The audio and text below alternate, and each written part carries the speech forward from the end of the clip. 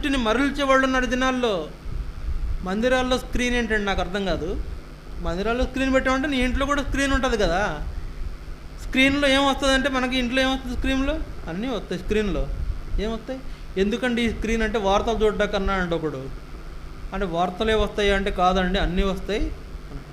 మరి ఇది చూస్తారంటే అన్నీ టీవీ ఎప్పుడు ఆన్ చేసి ఉంటుందండి, అన్నీ వస్తాయి దాంట్లో 24 గంటలు.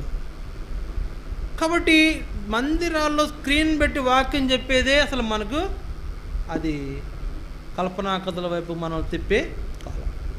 కనుక తిమోతి అనే భక్తుడు చెప్తున్నాడు ఆ శిష్యునికి, పౌలు నువ్వు జాగ్రత్తగా బోధించు. నీ బోధ ఎట్లా ఉండాలంట? ఖండించు, బుద్ధి చెప్పు, తర్వాత గద్దించే బోధ చెప్పాలా. తిమోతి కూడా సాఫ్టే, చాలా మంచి కుర్రాడు పాపం. యవనస్తుడు, చిన్నప్పటి నుండి పౌలు దగ్గర పెరిగాడు కనుక మంచి